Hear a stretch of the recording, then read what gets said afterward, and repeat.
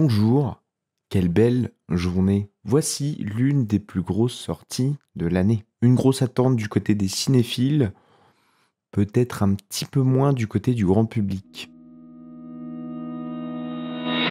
Furiosa, une saga Mad Max. Voilà un drôle de projet, un film Mad Max sans Max. Dans la continuité de Fury Road, le personnage de Furiosa passionne George Miller. Il le fascine au point qu'un projet émerge pour tracer les contours de l'Imperator. Je dois bien reconnaître que Fury Road mérite l'admiration que bon nombre de spectateurs lui portent. Lors de sa sortie, j'étais plutôt de ceux qui cherchaient à nuancer un avis sur le film. Un sacré tour de force visuelle, une claque d'action et d'adrénaline, mais je ne pouvais m'empêcher d'avoir ce sentiment de coquille vide. Belle coquille. Depuis, j'ai réussi à me défaire de cette sensation, acceptant davantage le film comme étant un parfait road movie, en profitant bien plus du spectacle et du lore Mad Max. Côté scénario, peu importe, je me contente de la beauté de cette fuite vers un horizon inatteignable. Alors je me suis blindé pour Furiosa. Qu'importe le scénario, je viens prendre de la sensation. Je veux profiter d'une colorimétrie abusivement orange, jaune et bleu, de voitures allant dans tous les sens, de cascades, de zoom, d'accélération, d'une musique épique avec un type qui fait de la guitare électrique. Je veux saigner des yeux et des oreilles. Dans un monde en déclin, la jeune Furiosa est arrachée à la Terre verte et capturée par une horde de motards dirigée par le redoutable Demontus. Alors qu'elle tente de survivre à la désolation, à Immortanjo et de retrouver le chemin de chez elle, Furiosa n'a qu'une seule obsession, la vengeance. Le film s'ouvre sur une jeune Furiosa attrapant une pomme, une pêche, attrapant un fruit, dans un endroit bien trop vert pour être familier de la désolation. On est plutôt sur le jardin d'Éden et sur le fameux fruit défendu. Et justement, à partir du moment où elle attrape ce fruit, les choses vont se passer de moins en moins bien. Voilà donc le paradis perdu de Furiosa. Paradis qu'elle cherche à retrouver dans Fury Road. Et le film ne fera pas que s'ouvrir sur notre jeune Furiosa. Et il faudra plus d'une heure avant de découvrir la Furiosa adulte campée par Anya Taylor-Joy. Et oui, voilà quelque chose de plutôt étonnant. La moitié du film se déroule sans son actrice principale. Et l'absence de cette Furiosa adulte se fait à l'avantage d'un autre personnage, Demantus, personnage joué par Chris Hemsworth. Le début du film nous présente donc l'enlèvement de Furiosa à sa tribu d'origine, et puis assez rapidement on va aller se garer du côté d'une horde de bikers. Puis on va suivre leur péripéties, un début de voyage, puis une rencontre avec un warboy, l'arrivée à la citadelle, la tentative de prendre le pouvoir, puis l'attaque d'un camion, puis prise d'assaut de la réserve de pétrole, et c'est toujours un film Furiosa là. On avait tendance à dire que Mad Max Fury Road était un film sur Furiosa. George Miller renouvelle cette idée en faisant de Furiosa un film sur Demontus. Bon, oui, j'abuse un petit peu. Mais franchement, la première heure du film, je trouve qu'elle patine à poser un cadre. La majorité des spectateurs viennent voir un film qui pose les origines d'un personnage qu'ils connaissent déjà, de Fury Road. De là, il y a beaucoup d'aspects du personnage que l'on connaît déjà. Et c'est pas facile de développer 2h40 de film sur un personnage qu'on connaît. Et je crois que ça explique en partie pourquoi on a tendance à ce point-là à dévier du personnage de Furiosa. Qu'avait-on vraiment à ajouter au sujet de Furiosa? On peut reprocher à Fury Road de ne pas être très bavard et d'être, oui, assez simpliste dans son scénario. Mais finalement, est-ce que tout n'avait quand même pas été dit au sujet du personnage de Furiosa? C'est un personnage torturé. Elle cherche à s'évader de la citadelle, signe qu'elle n'est pas à sa place. Pourtant, son statut d'impérator sous-entend qu'elle est là depuis un bout de temps. Donc, ça fait des années et des années qu'elle prépare son coup. Elle a aussi un bras en moins, ce qui peut être signe d'épreuves douloureuses. Et enfin, Fury Road évoque frontalement sa volonté depuis bien longtemps de retourner sur les terres vertes, ces terres d'origine, les terres d'abondance, afin que Furiosa retrouve les siens. Donc voilà où on en est avec Fury Road et Furiosa. Maintenant, qu'est-ce que Furiosa, ce nouveau film, peut développer? Ce nouveau film ne vous apprendra rien de plus sur le personnage de Furiosa. Ah non, vraiment, il va enrober le tout, aller du côté de la thématique de la vengeance, mais à aucun moment vous ne serez surpris de la trajectoire qu'a pris Furiosa. On connaît déjà cette histoire. Aïe aïe aïe aïe aïe, je retombe dans mes travers. Gna gna gna, le scénario.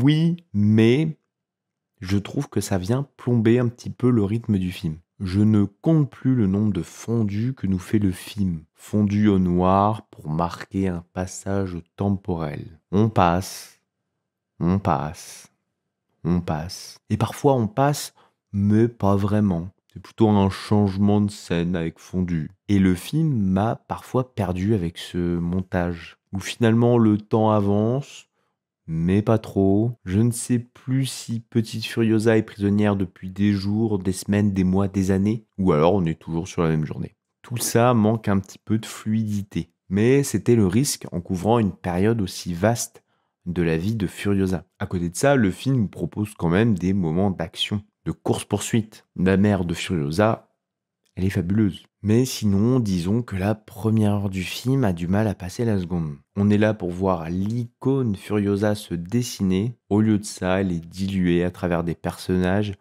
jusqu'ici inconnus au bataillon. Parmi ces nouveaux personnages, on a Jack, une sorte de Max, Mad Max, venant en aide à Furiosa. Un brin d'humanité dans toute cette désolation. Jack, comme Max, symbolise l'espoir d'une main tendue. On suppose donc que ce personnage vient en écho à Fury Road, expliquant sûrement que Furiosa voit en Max un vieil ami. Ami, bon là aussi c'est un peu flou. Globalement, le film est une origin story, et en ça vous aurez un bon nombre d'origines et beaucoup d'échos avec Fury Road. Et on en revient à mon interrogation principale, je ne comprends pas quelle est la plus-value à faire ce film. Pour explorer la psyché de Furiosa? Pourquoi, plutôt que de proposer une suite Mad Max, George Miller s'est dit « Ok, stop, il faut montrer dans le détail d'où vient et qui est Furiosa ». Alors qu'il l'a déjà très bien fait avec Fury Road. Le film est une sorte de faux spin-off et il ne bouleverse rien de ce qu'on connaît de Fury Road. Alors par chance, ça n'a rien de décevant, mais ça n'a rien de surprenant non plus. Voilà un film qui raconte ce que l'on sait déjà, voilà. Bon. Côté nouveauté, on a aussi le personnage de Chris Hemsworth, Demontus, qu'on a déjà évoqué tout à l'heure. La raison d'être de Demontus est de nous expliquer que Furiosa, sa façon d'être, existe de par son esprit de vengeance. Et Demontus est plutôt un point fort du film, même si il accapare beaucoup de temps d'écran. C'est un personnage malin qui permet également d'avoir un vrai méchant pour ce film, autre que Immortan Joe. Bah oui, Immortan Joe, c'est le boss de Fury Road, donc on peut pas trop y toucher ici. Les motivations de Demontus, c'est de trouver pour sa horde de bikers une terre d'abondance. Ce qui l'amène à vouloir Furiosa à ses côtés, parce qu'ils savent qu'elle vient d'une terre verte, qu'elle a une map sur le bras, et bref, le plan, c'est de devenir pote avec, et un jour, ils finiront chez elle. Mais non, ça, c'est un petit peu mis de côté une fois qu'ils trouvent la citadelle. Il n'a Dieu que pour la citadelle. Et de là, le plan initial avec Furiosa passe à la trappe. Et c'est un peu la même chose pour Immortan Joe. Furiosa sert de monnaie d'échange entre nos deux méchants, et pourtant, à un moment, Furiosa va disparaître, se camoufler en garçon. Tout le monde s'en fout. Son absence n'a pas l'air de provoquer le moindre désordre.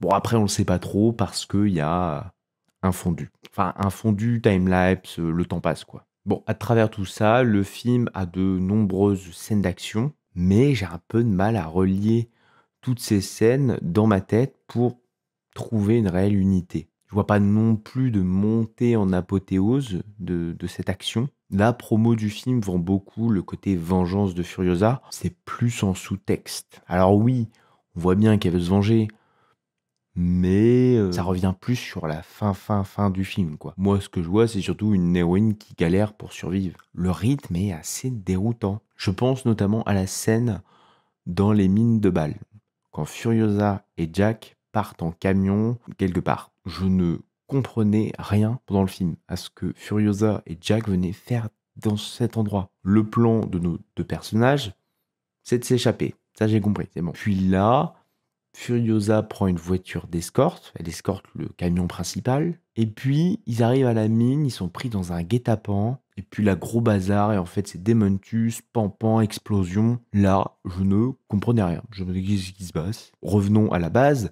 qu'est-ce qu'ils font dans cet endroit? Pourquoi ils viennent dans cette mine de balles? Alors j'ai peut-être loupé un truc, hein, attention. Mais après, pourquoi Jack continue la route une fois qu'il est bloqué? Pourquoi il continue la route avec son camion? Ça a l'air d'être une zone fermée, donc peu importe où il va, il est condamné sur sa route. Bah voilà. Alors j'aime bien, hein, Sniper, Furiosa Badass, mais c'est quoi le lien entre tout ce que je viens de voir? Mais côté action, on prend son kiff. Et ça, c'est ce qui compte le plus, hein. Alors ce Furiosa, je suis tatillon, mais est-ce que j'ai apprécié? Bah là, pour le coup, c'est un peu tôt pour le dire. Là, je fais la critique, j'ai vu le film il y a 2 heures, et là, j'ai un peu de mal à me positionner. Pour l'instant, je suis tiède. J'ai l'impression que le film pile à plusieurs endroits. Je prends mon pied, on est à 200 km/h, et d'un coup, il freine, je me prends le pare-brise en pleine tête. Et là, faut te remettre dans le film. C'est un drôle de rythme. C'est assez lisse dans sa proposition côté scénario.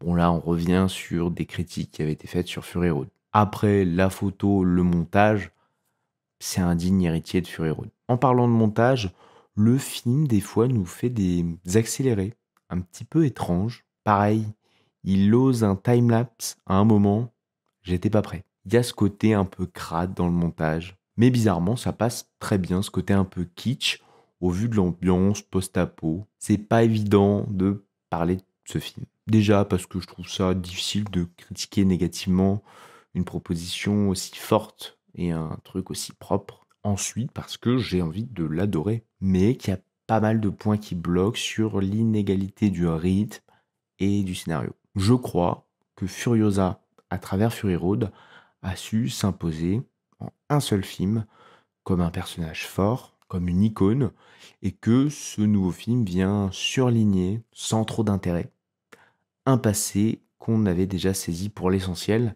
à travers les lignes de Fury Road. On profitera donc dans ce nouvel opus de l'action, bien que même là, l'enchaînement des scènes me paraît parfois un peu poussif. Je vous invite forcément à voir ce film en salle, ça fera partie des meilleurs blockbusters de l'année, quelles que soient mes quelques réticences. Merci à tous, soyez témoins et surtout, soyez abonnés.